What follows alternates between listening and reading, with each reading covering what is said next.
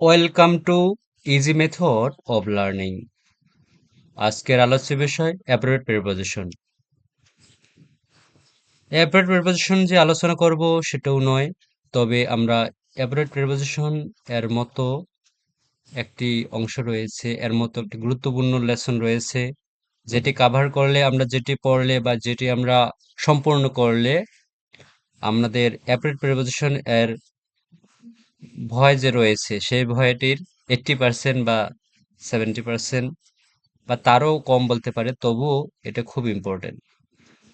কারণ এখানে তত বেশি আলোচনা নেই বা তত বেশি এর যে নাম্বার অফ অ্যাপ্রোপ্রিয়েট প্রিপোজিশন এরকম নেই, যেগুলো গ্রুপ ভিত্তিক হয়ে আছে। সেই গ্রুপ ভিত্তিক যে আমাদের অ্যাপ্রোপ্রিয়েট প্রিপোজিশন, যেগুলো আমরা ইতিমধ্যে আলোচনা করেছি, আমরা একটু টাস্ক দিয়েছিলাম, আপনাদের হয়তো মনে আছে যে কন্ডিউসিভ টু, ইউজফুল টু, এগুলোর পরে সবার পরে হচ্ছে টু ইউজ হতেছে। তার মানে আমরা যদি এভাবে গ্রুপ করে পড়ি, তাহলে তার মানে কি হচ্ছে, আমাদের সময়ও বেঁচে যাচ্ছে, তার উপর আমরা একটা উম, বিশাল বড় যে মনে রাখার যে একটা চাপ বা একটা প্রেশার, সেটা থেকে আমরা কি হতে পারছি, মুক্ত হতে পারতেছি। যাই হোক, আমরা বেশি কথা বাড়াবো না, আমরা মূল আলোচনায় চলে যাই। তারপরও আমরা বলি যে আলোচনাটি কার জন্য। যারা পাবলিক পরীক্ষা, যেমন জিএসসি, এসএসসি, এইচএসসি, অথবা যে কোনো ধরনের যে কম্পিটিটিভ এক্সাম, যেমন ভার্সিটি, নার্সিং, মেডিকেল জবস এবং বিসিএস, শিক্ষক নিবন্ধন, হ্যাঁ, যে কোনো ধরনের ব্যাংক চাকরি পরীক্ষায় বা যে কোনো মন্ত্রণালয়ের পরীক্ষায় এই অংশটি থেকে কোশ্চেন আসতে দেখা যায়। তাই আশা করি এই অংশটি থেকে সবাই আহ, পড়াশোনা করে বা এই ভিডিওটি করে আজকে দেখে সবাই উপকৃত হবে। তাই আমরা এই অংশটি এর এই অংশটি নিয়ে আলোচনা করি। ওকে, আমরা ইতিমধ্যে এই আলোচনা করলাম। এ দেখুন, ইউজফুল টু অথবা কন্ডিউসিভ টু অথবা হেল্পফুল টু, এদের বাংলা অর্থে উপকারী। সবগুলোর অর্থ কি? উপকারী। আর এগুলোর ইউজফুল টু বলুন, কন্ডিউসিভ টু বলুন, হেল্পফুল টু, এগুলো কি অ্যাপ্রোপ্রিয়েট প্রিপোজিশন। কিন্তু দেখুন, এগুলোর পরে সবার পরে টু রয়েছে, এই এখানেও টু আছে, এদের হেল্পফুল এর পরে টু আছে, কিন্তু অর্থটা কি? একই, উপকারী। তাহলে এগুলো আসলে আমরা একটা নাম দিতে পারি।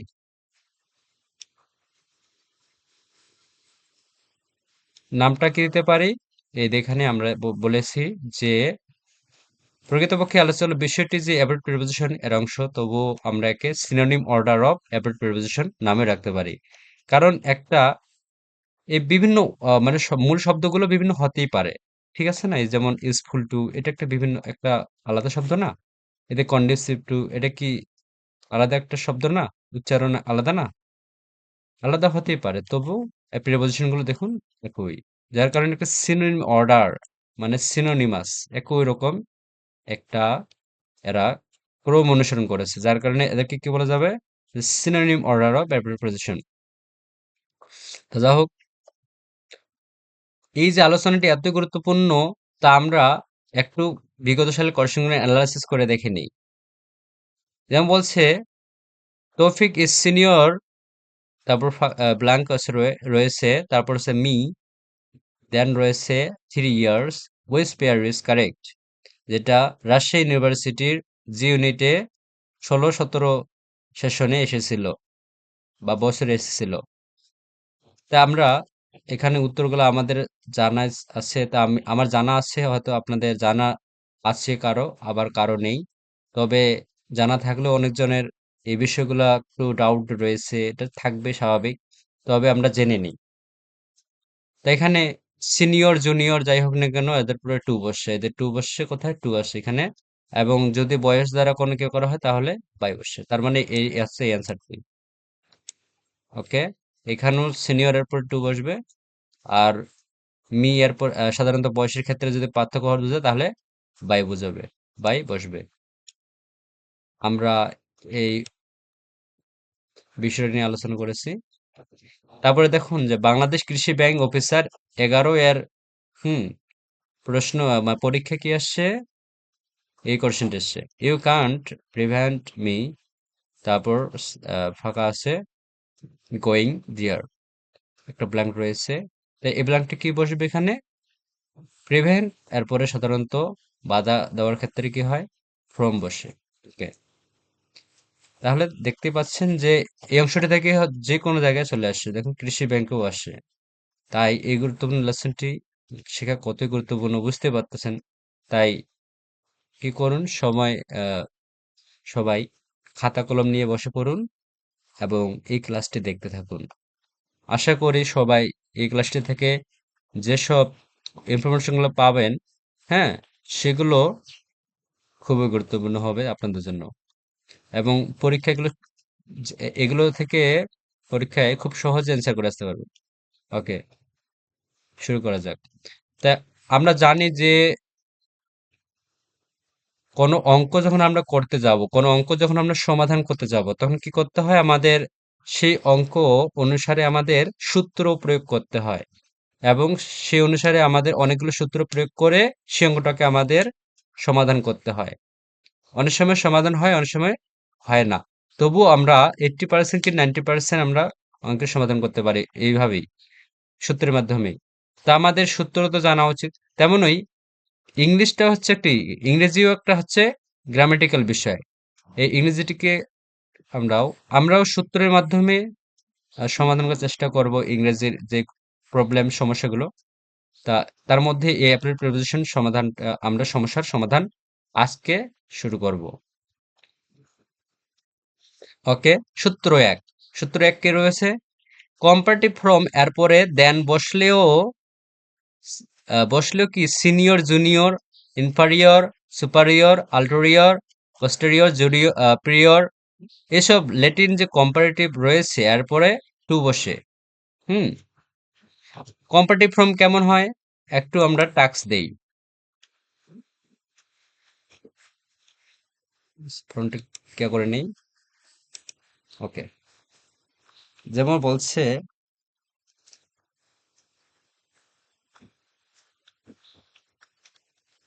ইজ মোর,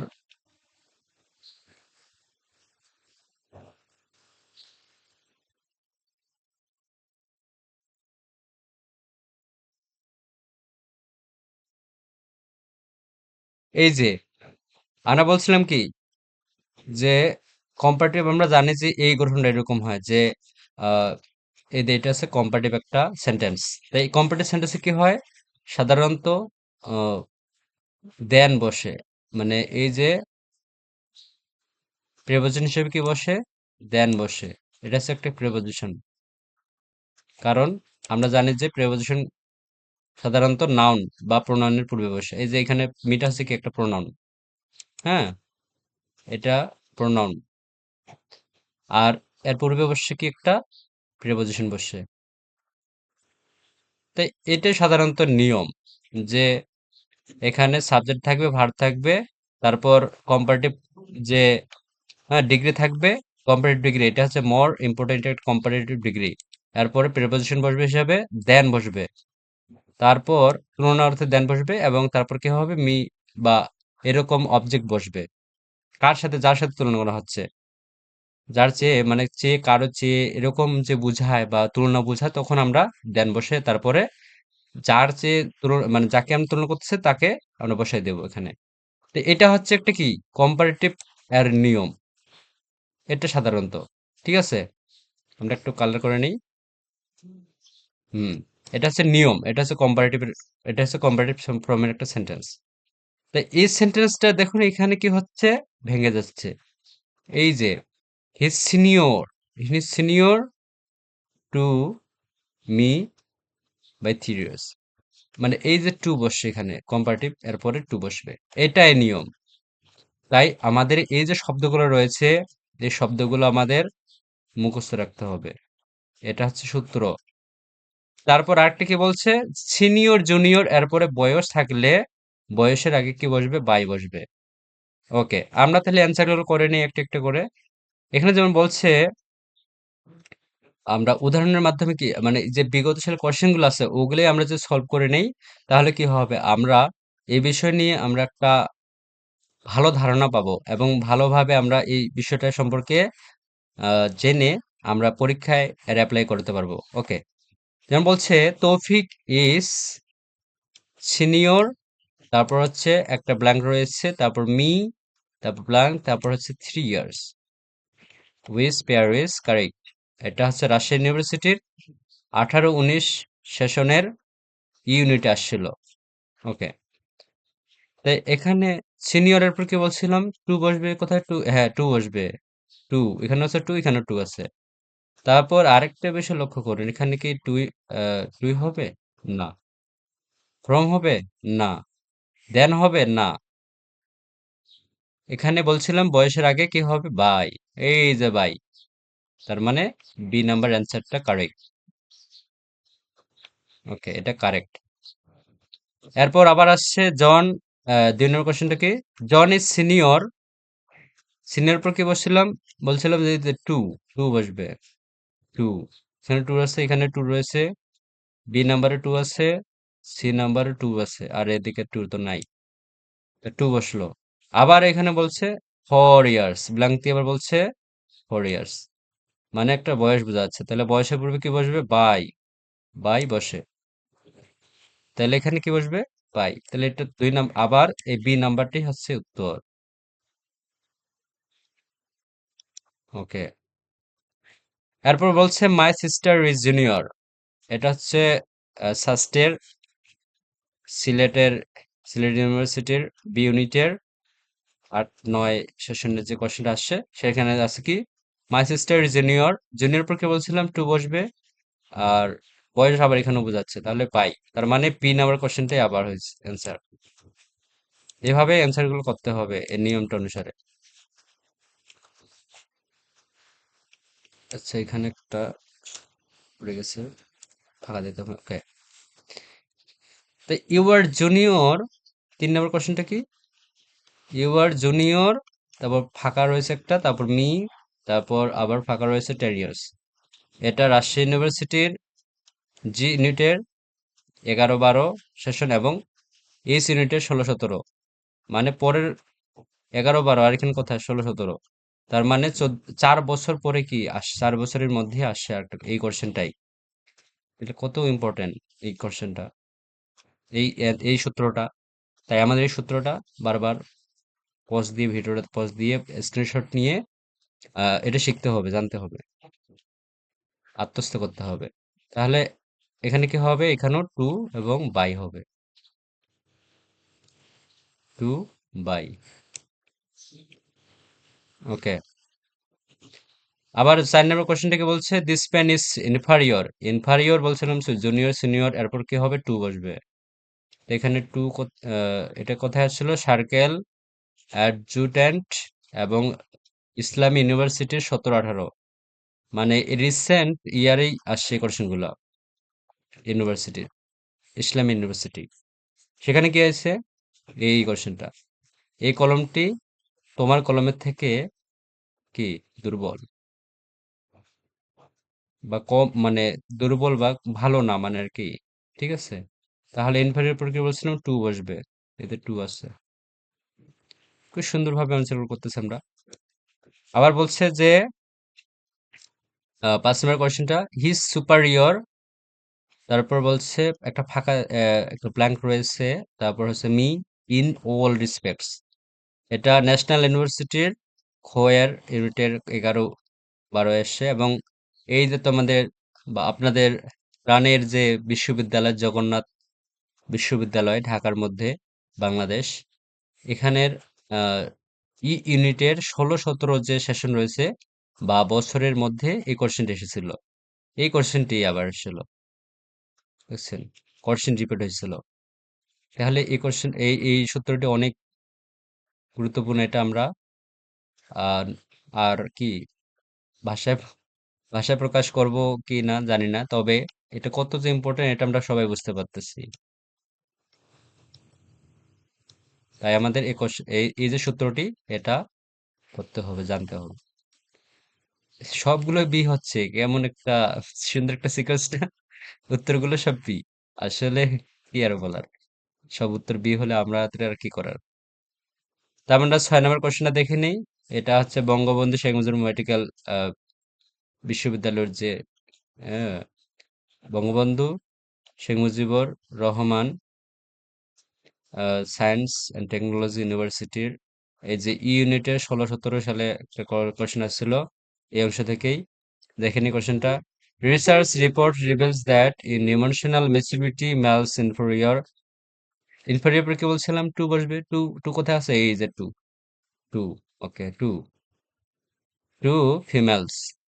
ওকে, তার মানে রিসার্চ কি করছে? রিপোর্ট করছে। রিসার্চ রিপোর্ট রিভিলস করছে, মানে গবেষণার যে রিপোর্টটা প্রকাশ করেছে যে ইমোশনাল ম্যাচুরিটি বলতে হচ্ছে যে মানসিক যে একটা পরিপক্কতা বা মানসিক একটা যে পরিপূর্ণতা মেলস মেলসের মধ্যে বলতে ছেলেদের মধ্যে সেটা কি ইনফারিয়র টু ফিমেলস, মানে মেয়েদের চেয়েও খুব খারাপ সাংঘাতিক অবস্থা।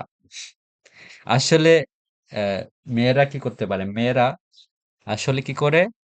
তারা তাদের যে মানসিক যে একটা সহ্য ক্ষমতা তাদের, সেটা ছেলেদের থেকে বেশি। আর ছেলেরা তো অল্পতে কি হয়ে যায়? লেটুস পাতা সরি, লেডি ফিঙ্গার এর মতো না, ভেঙে পড়ে। যাই হোক, তারপরে 7 নম্বর কোয়েশ্চেনটা কি আসছে? চলচ্চিত্র প্রকাশন অধিদপ্তরের ক্যামেরাম্যান 19 এখানে আসছে। কি বলছে? Find out the correct sentence. তা বলছে 1 নাম্বার দাগে কি বলছে? Always respect who is senior of you. আমরা কি বলেছিলাম সিনিয়র পরে অফ বসবে তুলনা অর্থে? না, তাই এটা এই অ্যান্সারটা না। বি নাম্বারটা দেখি। Always respect who is senior from you. আমরা কি বলেছিলাম সিনিয়র পরে ফ্রম বসবে? এটাও তাহলে নয় অ্যান্সার। সি নাম্বারটা always respects who is senior to you. এই যে সিনিয়র জুনিয়র এগুলোর পর কি বসে? টু বসে তুলনা অর্থে। তাহলে উত্তরটা হবে কি? C number. আবার ডি নাম্বারটা দেখি। Always respect who is senior than you. আমরা কি বলেছিলাম যে কম্পারেটিভ হলে আমরা দেন বসাবো? না, সিনিয়র বা জুনিয়র পরে না। তাহলে এই অ্যান্সারটিও না। তার মানে সি নাম্বার দাগের এই যে 7 নাম্বার দাগের কোশ্চেনটার সি নাম্বারটাই হচ্ছে অ্যান্সার মূলত। তো যাই হোক, আমরা এই ভিডিওটি বেশি বড় করতে চাই না। আমরা ধারাবাহিকভাবে এই অংশের উপর কাজ করব, যাতে আমরা খুব সহজেই সুন্দরভাবে কোশ্চেনগুলোর অ্যান্সার করে আসতে পারি আমার পরীক্ষায়।